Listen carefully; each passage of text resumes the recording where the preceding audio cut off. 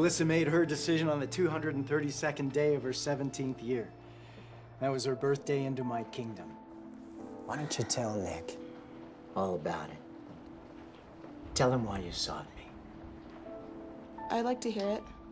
So would I. Well, I was, depressed.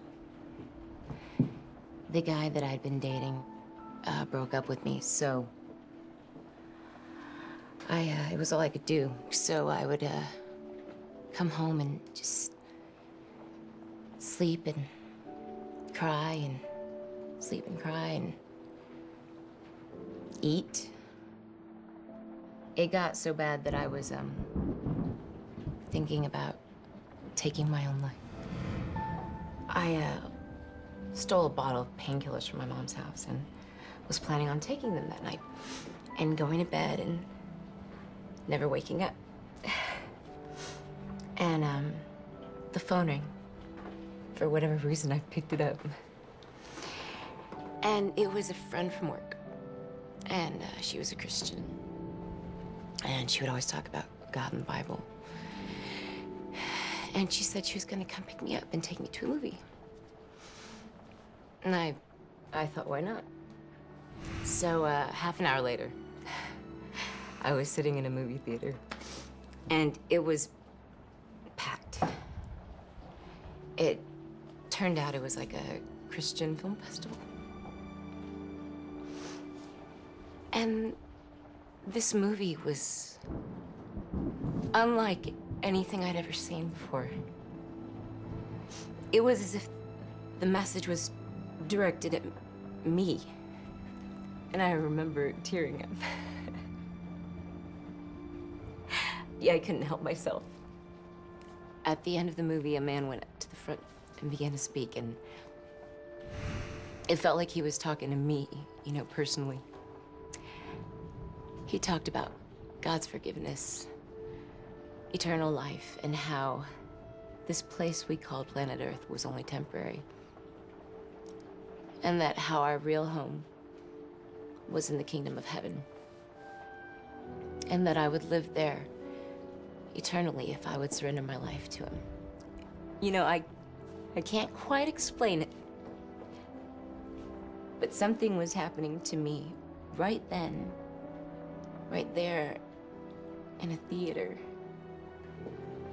He then said, whoever would like to commit their lives to Christ, to get out of their seats and go to the front. And the most important decision you ever make in your whole life stands before you right now.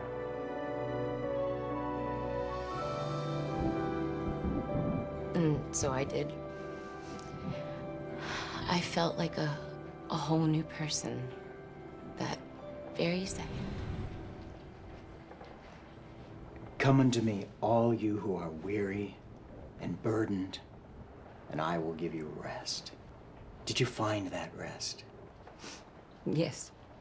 Looking back, I can't believe I was, you know, gonna take my life over some guy that had broken up with me. Melissa, I have so much more in store for you, too. If you trust me. There'll be times when I ask you to do things you may not want to do. I don't understand. You can't marry Paul. But I love him. Well, I shouldn't say you can't, because you can. But you shouldn't. It's just not my desire for you, Melissa.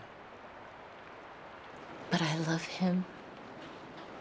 Melissa, you have a very tender heart.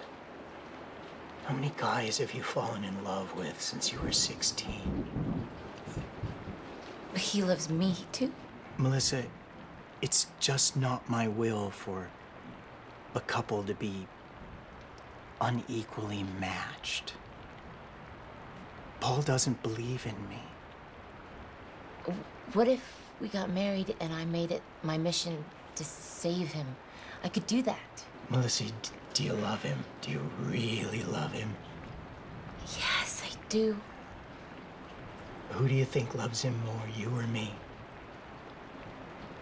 You do, obviously, but Melissa, Paul doesn't feel about you the same way you feel about him. He hates his assignment up in Winnemucca. He's lonely. And right now, he thinks that you're exactly what he needs. But 2 years from now, when you're back in LA, he's gonna want something more. Something you can't give him. He's gonna grow to resent you. And you know what he's gonna resent most about you? Your faith in me. That will still be the biggest difference between the two of you. So instead of being the instrument that draws him to me, you'll actually cause him to turn the other way. Oh, Melissa, isn't it more important that he loves me than loves you? will he believe in you? In time, yeah, he will. Well, then, maybe then we could... Melissa, I promise you, by then you won't even want to entertain the possibility. Remember, I have many wonderful things in store for you.